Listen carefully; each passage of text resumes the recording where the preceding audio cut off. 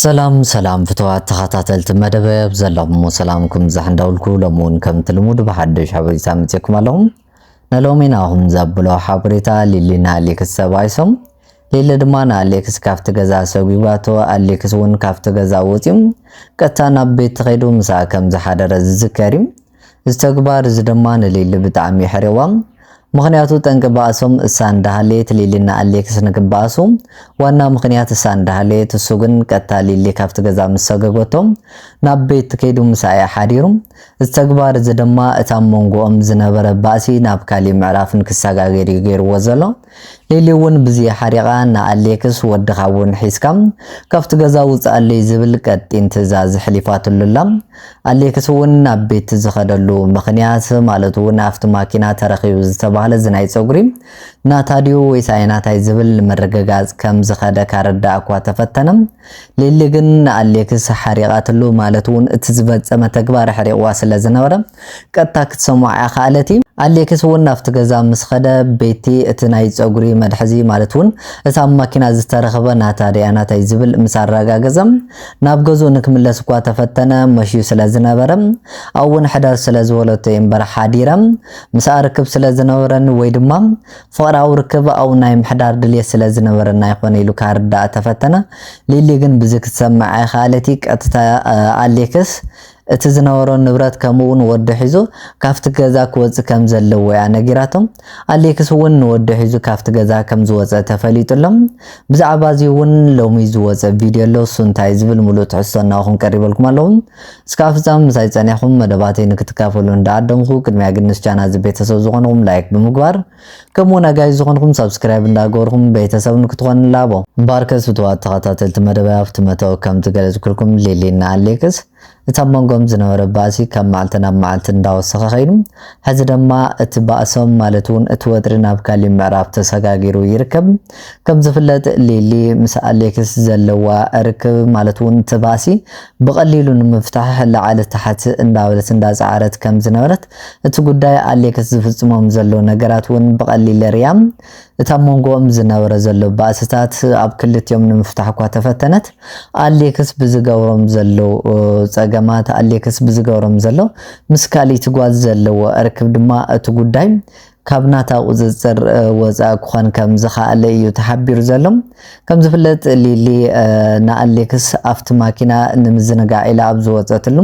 ኣብ ማኪና ዝኾነ ናይ ፀጉር ነገር ረኺባ ብዚ ምክንያት ድማ ተጫቃጨኦም ተባይሶም ካፍቲ ገዛ ከም ዝሰገጎቶ ዝፍለጥ እዩ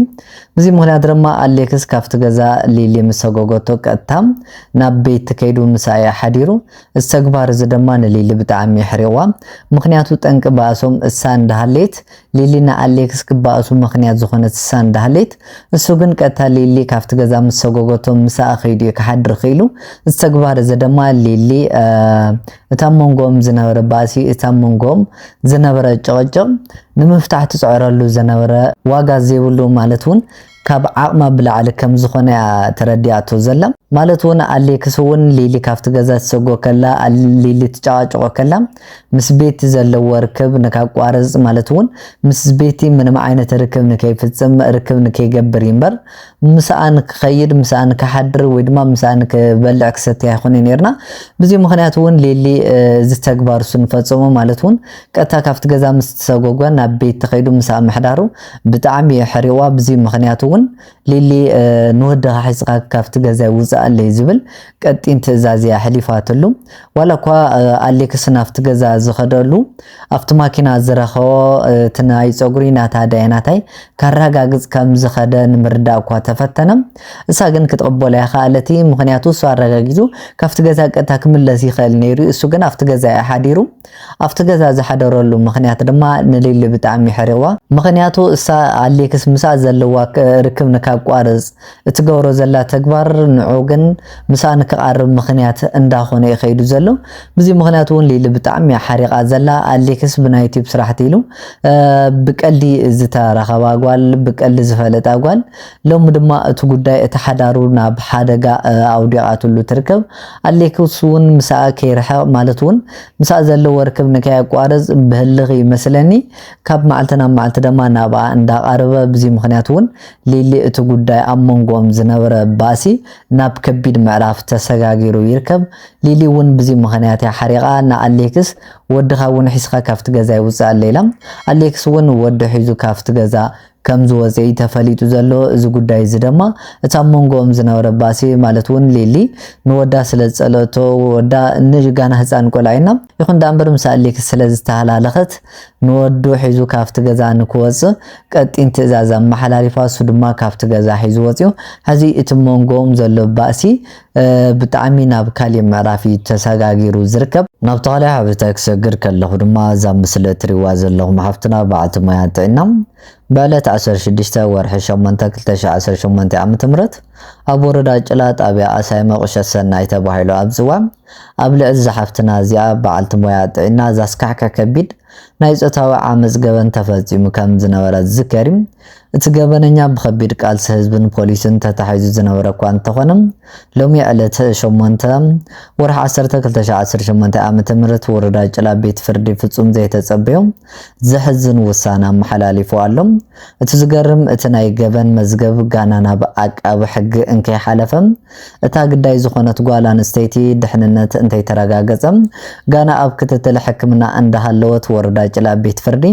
እቲ ተጠርጣሪ ብ50,000 ቅርሺ ዋሓስ ጥራሕ ካብ ማእሰርቲ ክልቀቕ ወሲኑሎም